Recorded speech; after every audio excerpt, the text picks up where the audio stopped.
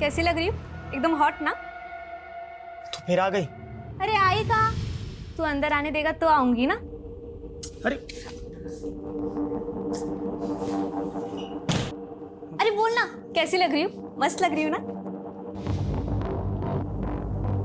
अरे तू आदमी है कि क्या है रे, कि मेरे में ही कुछ कमी है? सुंदर नहीं लगती क्या मैं तुझे? देख, मैं ना तेरे से बहुत प्यार करती है, तेरे लिए कुछ भी कर सकती है। हाँ तू समझना यार, मैं तेरे लायक नहीं हूँ। मैं तुझे खुश नहीं कर सकता। क्यों नहीं कर पाएगा? नहीं बता सकता यार मैं। क्यों नहीं बता सकता? अब जब तक बताएगा नहीं, मैं यहाँ पर ही बैठेगी, हिलेगी नहीं यहाँ से।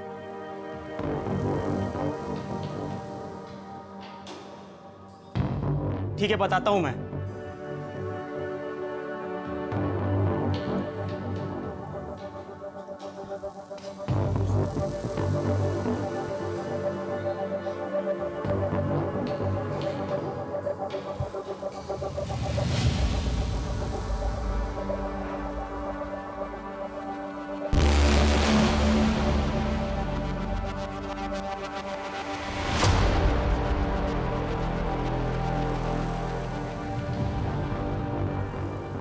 देख लिया मधु, तुम एक आदमी से प्यार करती हो, वो मैं नहीं हूं। मैं क्या हूं मुझे भी नहीं पता। नमस्कार। क्राइम पेट्रोल सही गलत और न्याय अन्याय की पहेली ने मुझे परेशान कर दिया था। यह एक ऐसा केस था मानो मैं अंधेरे में एक अधूरी कहानी के सिरे तलाश रहा हूं।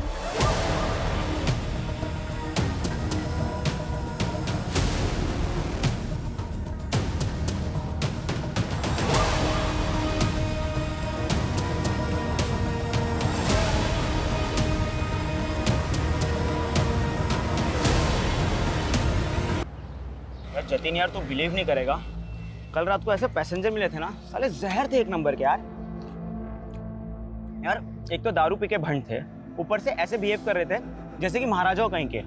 अरे 2 साल से कैब चला रहे हैं, अब तो आदत सी हो गई है। वैसा पानी देना। यहाँ मैं क्या बोलता हूँ कि जन्मदिन वाले दिन अपना मूड खराब मत कर, ये रख। हैप्पी। तुझे कैसे? तेरे आई कार्ड पे देखा था, ज्यादा कुछ महंगा तो है नहीं, एक छोटा सा ही गिफ्ट है। वैसे कहाँ की बुकिंग है तेरी? अरे बैंड्रा की रे। अरे वाह। आजा। ए रुक रे, ए रुक, ए शान इधर आ। ये क्या रहा है? इधर आ। पर क्या हुआ? तुला सांगितलं अरे क्या हो गया? मार क्यों रहे हो भाई साहब? अरे सांगितलं होतं ना? हा? अरे आमचा एरिया आहे ऑटोवाल्यांचा काय? अरे दादा मार क्यों रहे हो? दादा बात तो कर सकते हैं ना। तरी येतो हम अपनी मर्जी से थोड़ी आते, बुकिंग आती है तो लेनी पड़ती है, अब हमारी मजबूरी है। ये वासाड़ी है, मजबूरी काटी ना तुझे। साला ये लोग इधर आकर अपना धंधा खराब करते हैं और ऊपर से हमको बताते हैं। अरे दादा, आप लोगों का धंधा हम लोग खराब नहीं करते हैं, आपका ये रवैया खराब करता है। सवारी मिलती है तो आप लोग जाते नहीं हो, तो मजबूरी में आकर लोग हमारी कैब बुक करते हैं, इसमें हमारी क्या गलती है? अरे क्या हो गया दादा? ज्ञान पेल रहा है? हमारा बापाचा एरिया है। मैं इधर धंधा करे या ना करे, तुम दोनों इधर नहीं दिखना चाहिए। चल निकल।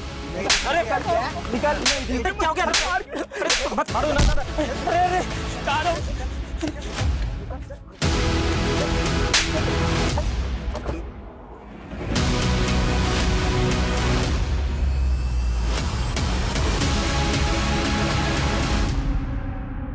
Congratulations sir.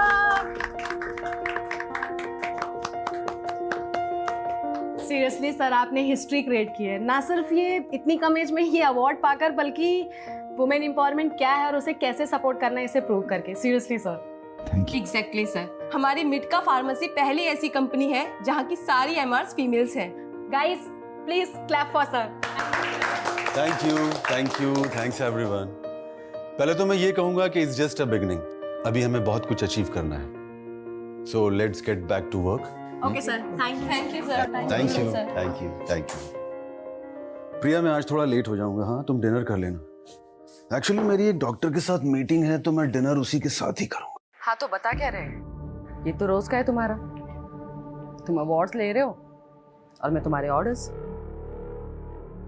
शिवम आ गया कॉलेज से? मुझे पता है तुम मुझे इग्नोर कर रहे हो, अब इस टाइम पे तो आ ही गया होगा ना वो कॉलेज से। वो ठीक है। इस घर में मेरे अलावा ना सब ठीक है। तुम ऑफिस से ऑर्डर दे रहे हो और वो कॉलेज से आकर। जब से आया है तब से एक ही बात की रट लगाए बैठा है। हाँ तो दे दो थोड़ा सा, उसका ध्यान रखो। अगर नहीं अविनाश, आर यू सीरियस? तुमने हालत देखी है उसकी, कितनी खराब होती जा रही है। प्रिया प्लीज उसे दे दो थोड़ा सा। देखो मैं उसके लिए वही कर रहा हूँ जो उसके लिए सही है, बाकी तुम मुझ पे छोड़ दो, मैं सब हैंडल कर लूंगा। और मैंने उसके लिए ऑलरेडी स्टफ अरेंज कर लिया है। ठीक है, तुम्हें जो करना है करो। ओके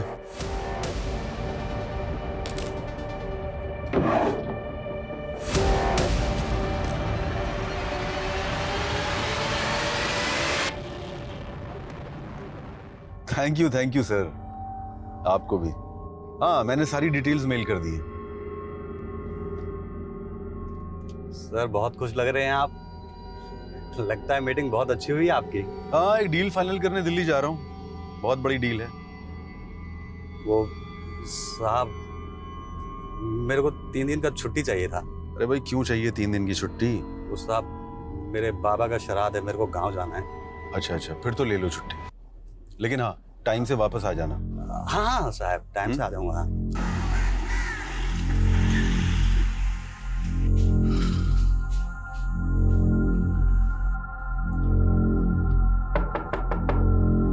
शिवम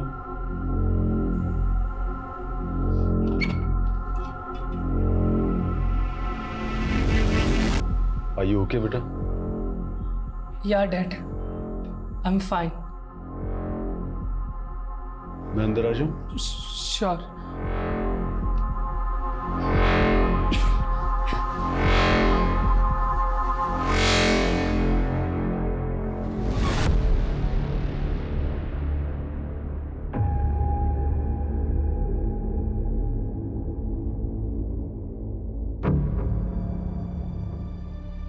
शिवम मैं कुछ दिनों के लिए शहर से बाहर जा रहा हूँ, तुम्हें किसी भी चीज की जरूरत हो तो मुझे कॉल कर लेना। ओके?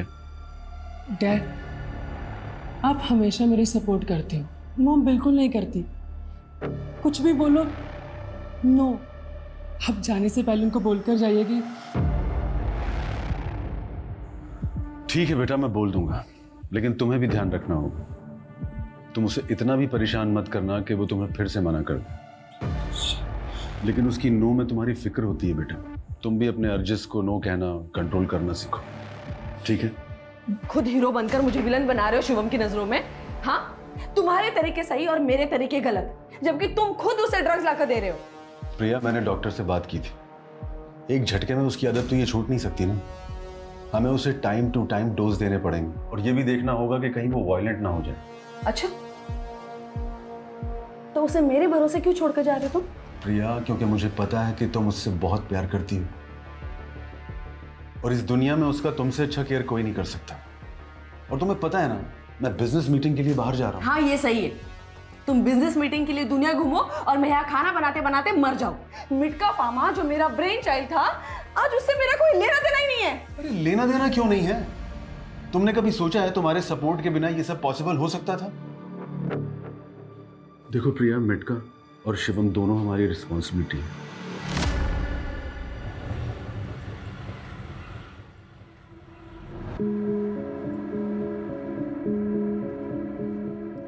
क्या बात है भाई, इतना ध्यान से क्यों देख रहे हो? सर एक्चुअली आपको देख के किसी की याद आ गई। वो एक बिजनेसमैन है, मैंने हाल ही में उनका वीडियो देखा था। उसमें दिखाया था कि उन्होंने अपने कॉलेज में अपने दोस्तों से उधार लिया और 8 बिजनेस खोले और सब फेल हो गए। फिर अपनी वाइफ का आइडिया लेके उनसे पैसे लिए और बिजनेस खोला तो वो सक्सेसफुल हो गया। दवाइयों का बिजनेस। सर मैं उनकी दवाइयाँ खाता हूँ, बहुत अच्छी है और बहुत सस्ती भी है, तो थोड़ा आपकी शक्ल उनसे मिलती है इसीलिए। शक्ल इसलिए मिल रही है क्योंकि मैं वही हूँ। और तुमने सही कहा, वाइफ का आइडिया और इन्वेस्टमेंट दोनों से ही बिजनेस सक्सेसफुल हुआ है। Wow, I am your big fan sir. I am also impressed bro, because first time I am meeting a English speaking कैबी। Thank you sir. और सर आज दिन भी कितना अच्छा है, मैं आपसे मिला। और सर मेरी वाइफ को ना 2 बेटी के बाद अभी बेटा हुआ है। पर यहाँ भूल ही क्या था सर, ये लीजिए ना प्रसाद। सर एक्चुअली मैंने मन्नत मांगी थी, बेटा होगा तो फिर मैं प्रसाद चढ़ाऊंगा। Congratulations। बट मुझे बड़ा अजीब लग रहा है तुम इतने एजुकेटेड होकर भी इन सब चीजों में फंसे हुए हो। गलती मेरी नहीं है सर, इस दुनिया की है। इंसान चांद तक पहुंच गया लेकिन अभी भी विमेन की रिस्पेक्ट नहीं करता है।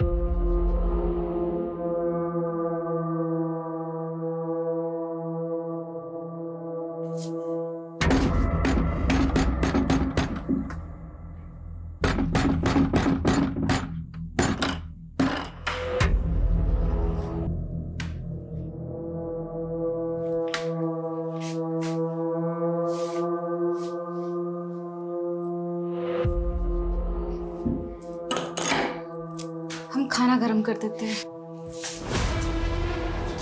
खाना खा के आए हम, अभी हमको कुछ और चाहिए। कपड़े उतार। सुनिए, मत करिए ना प्लीज, प्लीज मत करिए। छठा महीना चल रहा है, डॉक्टर ने भी मना किया था। आप तो जानते हो बच्चे को नुकसान होगा ना। भाड़ में गई तू, तेरा ये बच्चा और तेरी डॉक्टर, हाँ समझी? मत मत मत मत अभी करिए। मुंह बंद रखा। चल कपड़े। नहीं सुनिए ना प्लीज, प्लीज मत करिए। सुनिए, मत करिए ना प्लीज, मत करो। नाटक मत करो, मुंह बंद रख। हमारी बेटी के आसपास भी दिखे ना तुम तो हम चीर के रख देंगे सबको। हाथ लगा के तो दिखा, लगा के तो दिखा।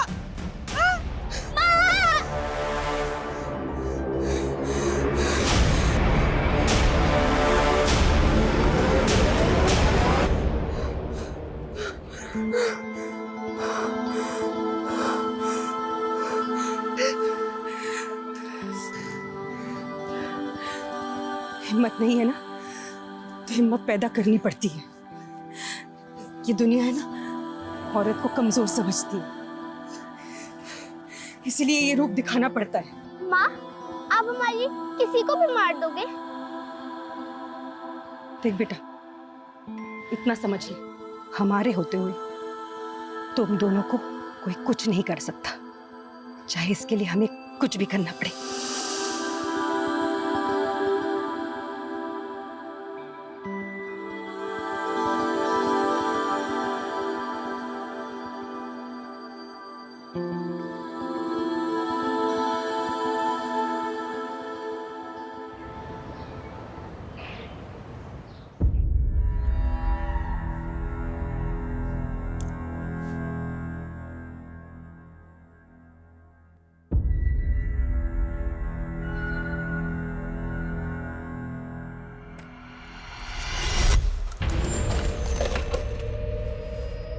क्या खुद को इतना शीशे में देखता है?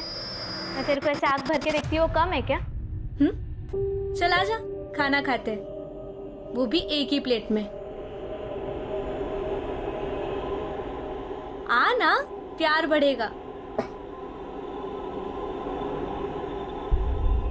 तेरा घाव अभी तक भरा नहीं, दवाई नहीं लगाता ना तू? रुक, मैं लाती है। कोई जरूरत नहीं है, तूने खाना रख दिया ना, अब जा। मैं तेरे से इतना प्यार करती हूँ, तेरे से शादी करना चाहती हूँ, और तू ऐसे कुत्ते जैसे हकालता है मेरे को।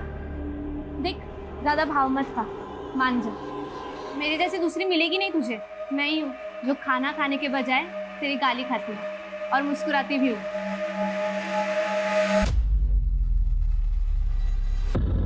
The number you are trying to call is currently not reachable. The number you are trying to call is currently not reachable.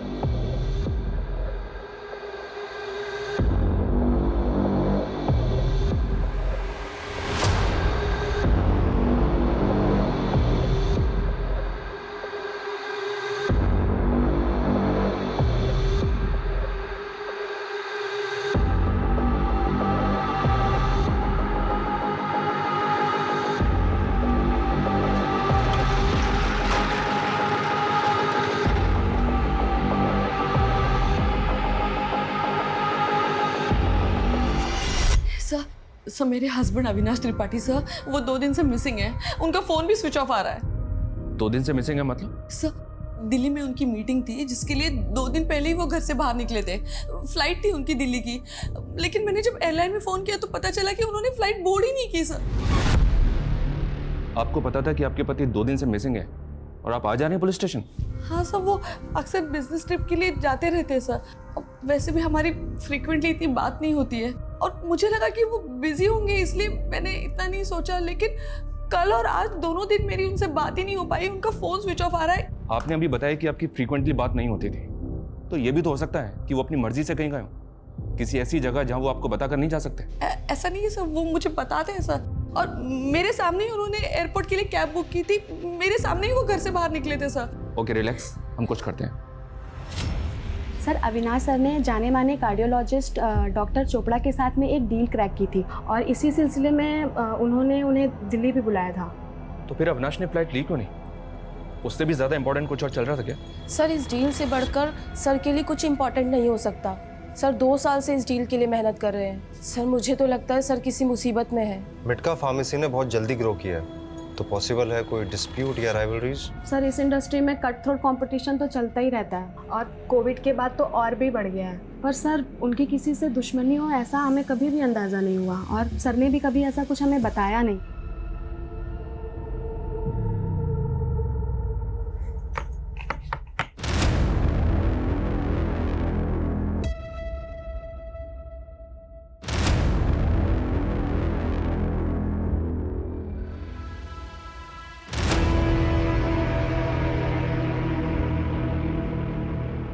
कैसी लग रही हूँ? एकदम हॉट ना? तो फिर आ गई? अरे आई कहाँ? तू अंदर आने देगा तो आऊंगी ना। अरे अरे बोल ना, कैसी लग रही हूँ? मस्त लग रही हूँ ना? अरे तू आदमी है कि क्या है रे, कि मेरे में ही कुछ कमी है? सुंदर नहीं लगती क्या मैं तुझे? देख मैं ना तेरे से बहुत प्यार करती है, तेरे लिए कुछ भी कर सकती है। मधु समझना यार, मैं तेरे लायक नहीं हूँ। मैं तुझे खुश नहीं कर सकता। क्यों नहीं कर पाएगा? नहीं बता सकता यार मैं। क्यों नहीं बता सकता? अब जब तक बताएगा नहीं मैं यहाँ पर ही बैठेगी, हिलेगी नहीं यहाँ से।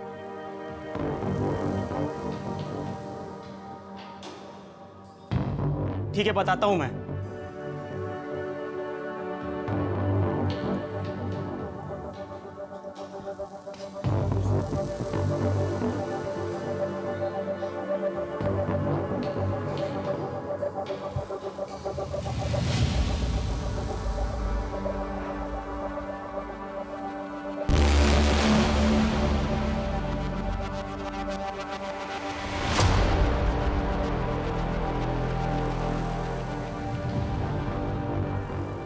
देख लिया मधु, तुम एक आदमी से प्यार करती हो, वो मैं नहीं हूं। मैं क्या हूं मुझे भी नहीं पता।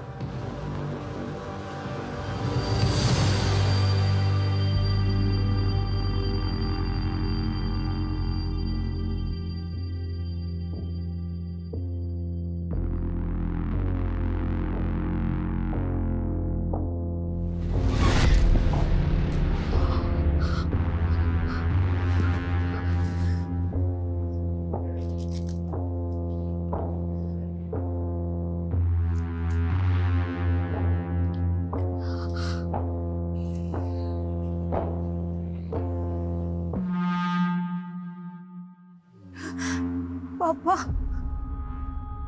पापा हम बोल रहे हैं। पापा हम आपके हाथ जोड़ते, आपके पैर पड़ते, प्लीज प्लीज हमें यहाँ से लेकर जाइए। पापा ये आदमी हमें मार डालेगा। बार बार काहे फोन करती हो तुम? देखो अब जो है तुम्हारा वही सब कुछ है, अब यहाँ कुछ नहीं रखा तुम्हारे लिए। पापा अगर माँ होती ना आज तो हमारे साथ ऐसा नहीं होता ना, वो कभी होने देती। वो होती तो ना, अब नहीं है ना।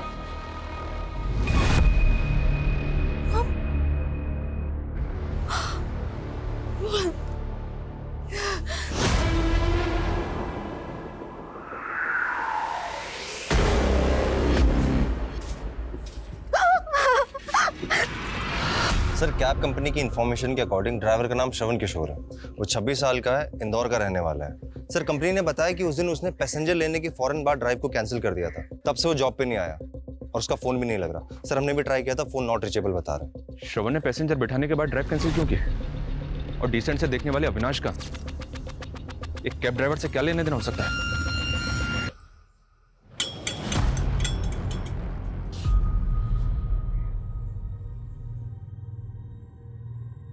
आप यहीं आसपास रहती हो? जी। ये श्रवण किशोर है, पहचानती हो? जी साहब। ये श्रवण किशोर अभी कहाँ मिलेगा? पता नहीं साहब, 3-4 दिन पहले तो देखा था, उसके बाद में पता नहीं कहाँ गायब हो गया।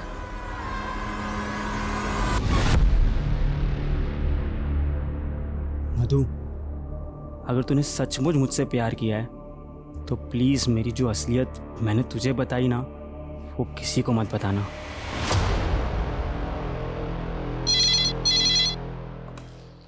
हेलो। व्हाट?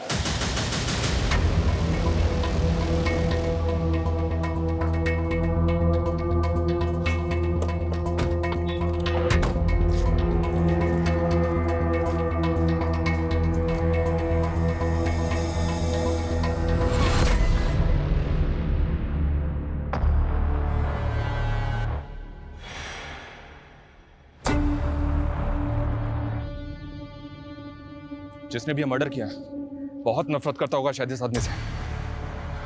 बॉडी के 5 टुकड़े, हाथ पैर और धड़ मिल गया, लेकिन सर गायब है। सर एक मिनट। हेलो, क्या? ठीक है, ध्यान रखो, हम पहुंचते हैं। सर बॉडी का सर भी बरामद हो गया।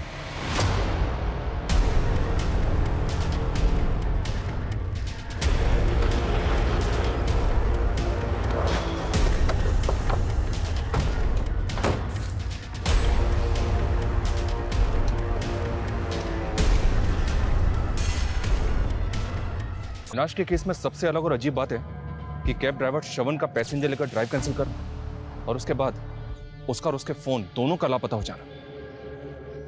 कैब में बैठने के कुछ देर के बाद उसका फोन हुआ था, तो पॉसिबल है कि इसके पीछे श्रवण हो। सर एक रैंडम कैब ड्राइवर और इतने बड़े एंटरप्रेन्योर का क्या रिलेशन?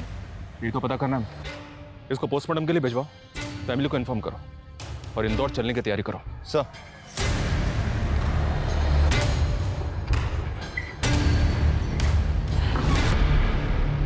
ये नहीं हो सकता। अविनाश मुझे छोड़कर नहीं जा सकता। अविनाश मुझे छोड़कर कभी नहीं जा सकता। पानी दो।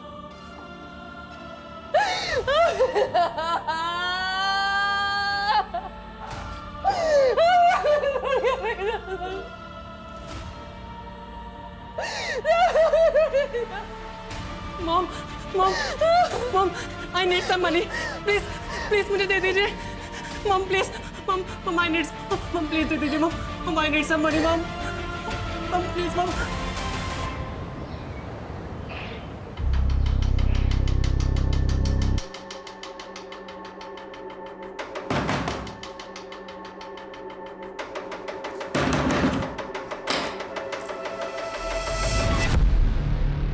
श्रवण किशोर यहीं रहता है? कहाँ है, बुलाओ उसे। वो घर पर नहीं है। कहाँ गया? कब तक आएगा? जी पता नहीं है, वो कभी बताकर नहीं जाते हैं। झूठ बोल रही हो, बताकर नहीं जाते? ए, कौन है ये? क्या बात करी इससे? हाँ भाई, कौन है तू? श्रवण किशोर तू ही है? हाँ मैं ही हूँ, तेरा बाप श्रवण किशोर। बोलने से चलेगा कि लिख के दूँ? हाँ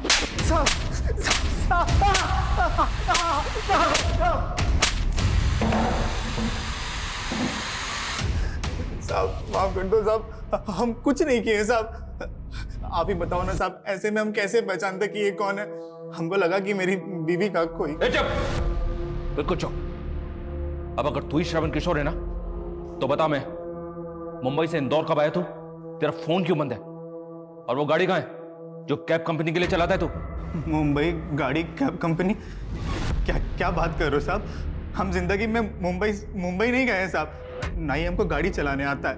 यहाँ तक कि 2 साल से तो हम इंदौर से बाहर तक नहीं गए हैं सर। पर तेरे आईडी पे पिछले 2 साल से एक आदमी मुंबई में कैब चला रहा है।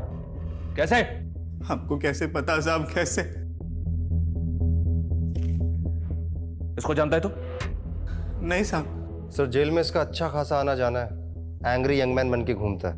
लड़ाई झगड़ा मारपीट रोज का काम है सर। नहीं सर। खूंखार है तू? हाँ? पर तुझसे भी खूंखार वो है। बॉडी के 6 टुकड़े किए उसने। मर्डर में प्राइम सस्पेक्ट है जिसमें तुझे उठाया। अविनाश के गायब होने से लेकर अभी तक फरार है वो। अब अगर तूने सच नहीं बोला ना तो मुंबई तो छोड़, ब्रह्मांड की सैर करवा दूंगा तुझे। साहब कसम खा के कह रहे सर, हमको नहीं पता साहब वो कौन है। हमको कोई फंसा रहा है साहब, हमको कोई फंसा रहा है। हम इतने सालों से इंदौर से बाहर तक नहीं गए साहब। मतलब तू सैर करके ही मानेगा? कदम सर करवाओ इसको सैर। Yes sir. कोई फंसा रहा है?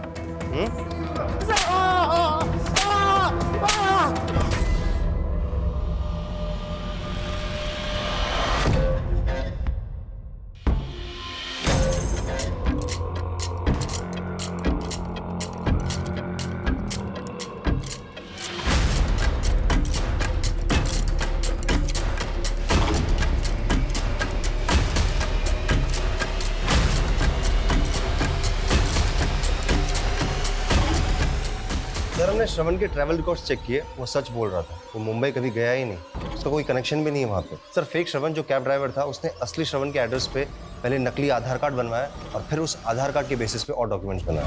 मतलब ये नकली श्रवण जो भी है इसने बहुत सोच समझ के प्लानिंग की है। लेकिन एक बात अभी तक समझ में नहीं आ रही है, उसने मुंबई में बैठ के इंदौर के श्रवण को क्यों चुना? सर हो सकता कोई इत्तेफाक हो, क्योंकि श्रवण तो इंदौर से बाहर कभी गया ही नहीं। सर मुझे लगता है कि अविनाश के मर्डर के तार मुंबई से जुड़े हुए हैं और हम इस श्रवण के चक्कर में यहाँ पे गुमराह हो रहे हैं। ठीक है, श्रवण को छोड़ दो, हम अविनाश की फैमिली और बिजनेस से शुरू करते हैं। अविनाश के बेटे शिवम के बारे में पता करो, ये लड़का मुझे थोड़ा अजीब लगा है। Okay sir. शिंदे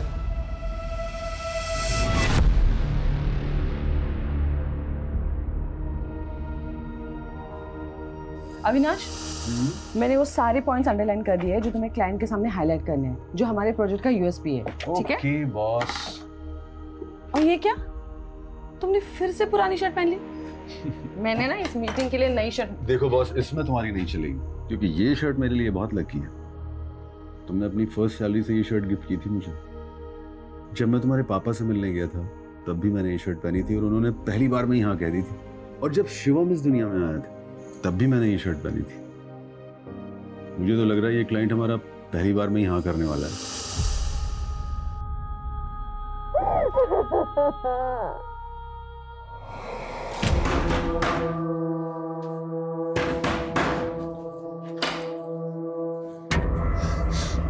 आ गए आप?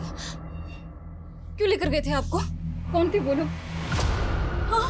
तुझे नहीं पता कौन थे? हाँ? तुझे नहीं पता कौन थे वो? नहीं मालूम तुमको? हाँ? नहीं मालूम तुमको? हाँ? एक ये था और एक वो मुंबई में बैठा तेरा यार, हाँ? जिसके साथ मिलकर हमको फंसाना चाहती थी। हाँ? फंसाना चाहती थी हमको। हाँ? चल बुला बुला तुम दोनों की ना हम मार मार के हड्डी पसली एक कर देंगे, समझे? हाँ? बुला उसको। सारी जान से मार देंगे हम तुमको, जान से मार देंगे, जान से मार देंगे हम तुमको।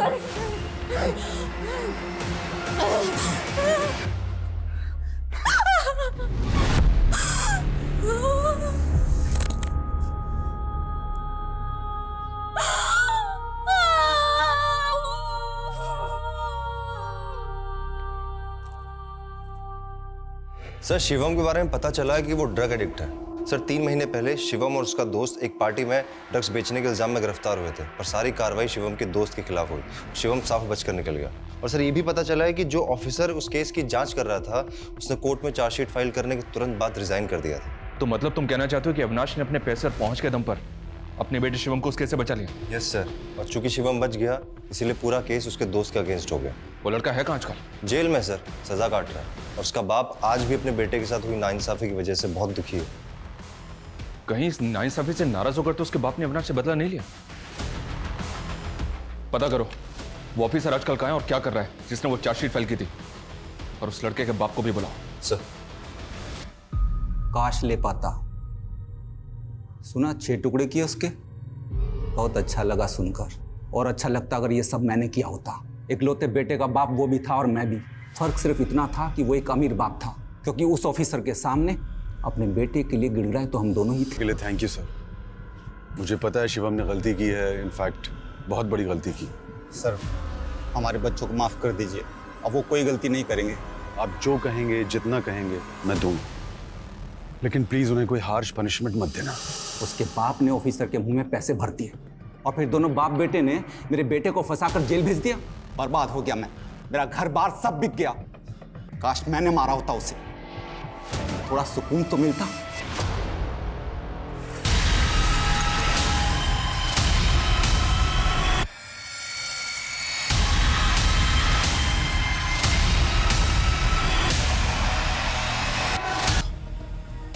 पर तब भी ये समझ में नहीं आ रहा कि इंदौर का श्रवण, जो कभी मुंबई आया तक नहीं, उसको फ्रेम करने का क्या मतलब है? और वो कैब ड्राइवर, वो कौन है और कहां है? Hello, what? कैसे? क्या हुआ सर? श्रवण किशोर का मर्डर हो गया है। कदम, ये सिर्फ इत्तेफाक नहीं हो सकता कि एक आदमी कैब में बैठता है, कैब ड्राइवर पैसेंजर लेकर बुकिंग कैंसिल करता है और कुछ दिन के बाद उस आदमी का ब्रूटली मर्डर हो जाता है। कैब ड्राइवर मिसिंग है, जिसकी आईडी पे पिछले 2 साल से शरीफों की तरह काम कर रहा था। हम जब उससे इंक्वायरी करते हैं तो उसका भी चाकू मार के मर्डर कर दिया जाता है। हो ना हो, अविनाश, उस कैब ड्राइवर और इंदौर के श्रवण के बीच कुछ ना कुछ कनेक्शन तो जरूर है, पर क्या?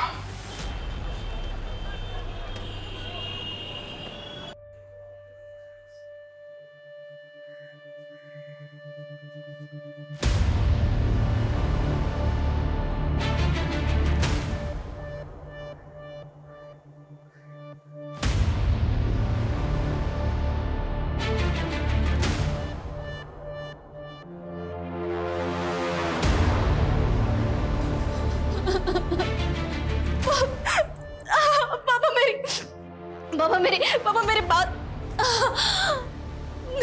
पापा बात को समझने की कोशिश कीजिए ना। पापा, हमें नहीं जाना है वापस इंदौर। हमने पापा वहाँ अकेले नहीं रह सकते। पापा, हमारी हालत तो देखिए। तुम कोई पहली औरत नहीं हो जो विधवा हो गई हो और पेट से हो। हम बता दे रहे हैं, हमको अपनी छाती पर कोई बोझ नहीं चाहिए। पापा, हम इस हालत में। तुम जाओ अंदर, हम बाद में बात करेंगे।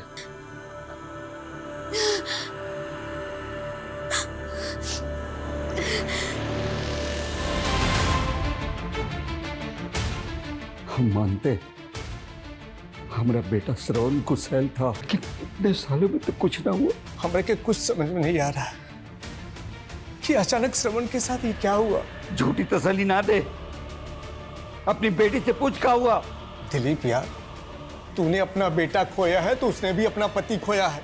हमारी बेटी तेरी बहू है, उसकी पेट में तेरे खानदान का वारिस है। भाड़ में जाए बहू और भाड़ में जाए वारिस, हम तो ये सोच के पछता रहे कि ऐसी मनुष्य लड़की को अपनी बहू बनाया ही क्यों, जो हमारे बेटे को खा गई।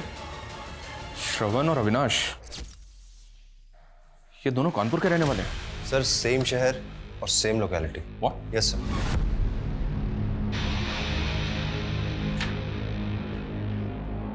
कहीं ऐसा तो नहीं कि श्रवण और अविनाश डबल मर्डर केस के तहत कानपुर से जुड़े हैं और हमारे सवालों के जवाब इसी लोकेलिटी में छिपे? कदम, कानपुर चलने की तैयारी करो। सर।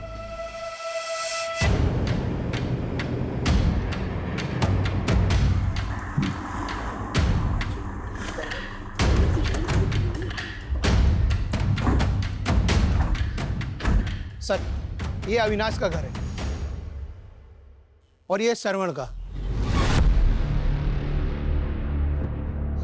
हमको तो कुछ समझ में नहीं आ रहा साहब, ये सब कैसे हो गया। पहले अविनाश और अब हमारा बेटा। किसी पे शक है आपको? बता सकते हैं कौन कर सकता है इसका? क्या बताएं साहब, कुछ समझ में नहीं आ रहा। अविनाश के पिता केशव और हम दोनों दोस्त थे। दोनों ने एक एक करके अपने इकलौते औलाद को खो दिया साहब।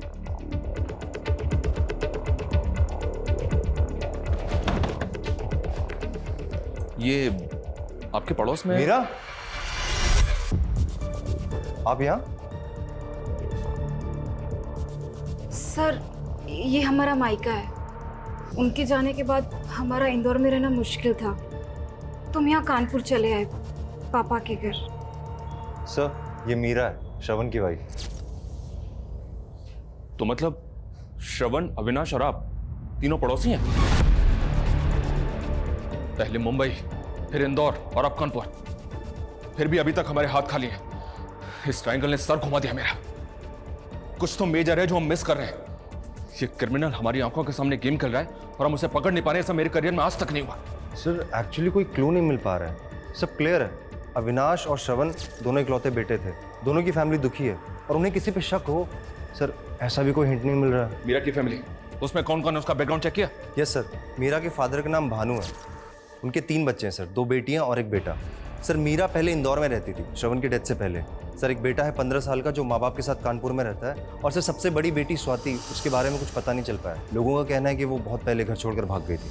कदम, जब इससे कुछ मिलने वाला नहीं है तो इतनी लंबी कहानी क्यों सुना रहे मुझे? इससे अच्छा होता कि तुम उस फेक श्रवण कैब ड्राइवर के बारे में पता करो।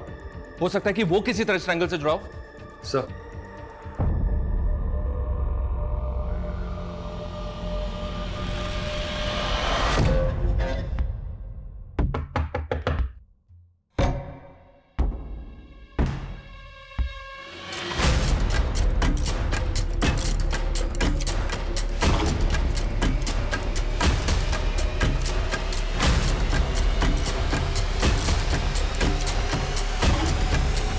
मीरा,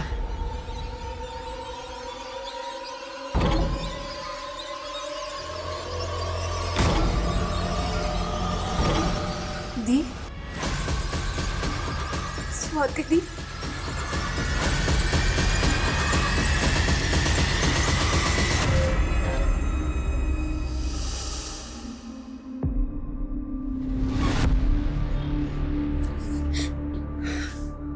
कहाँ थी तुम? तुम्हें पता है मुझे तुम्हारी बहुत जरूरत थी। मैं हूं ना यहाँ पर अभी तेरे लिए। सब खत्म हो गया। नहीं, सब खत्म हो गया। आ गई तुम दोनों फिर से हमारी छाती पर मूंग दलने के लिए?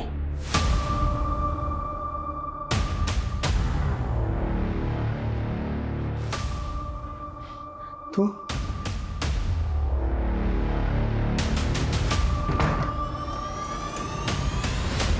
तू क्या चाहती है कि तेरा ये रूप देखकर पूरा समाज हम पर हंसे?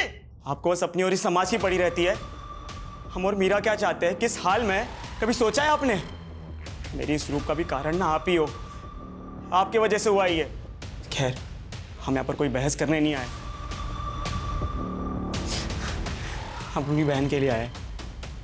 अच्छा, तो अपनी बहन को लो और निकलो यहाँ से। वो भी करेंगे, निकलेंगे यहाँ से हम।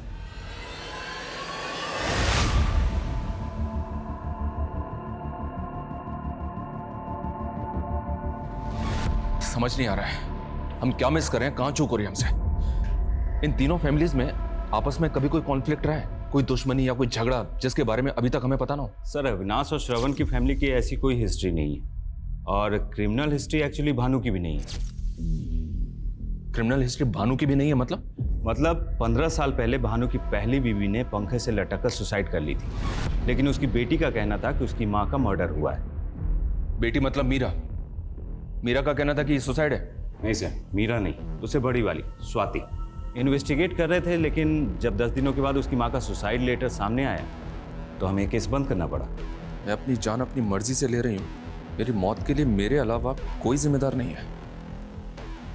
इतना फॉर्मल सुसाइड नोट मैंने अपनी जिंदगी में पहली बार देखा है।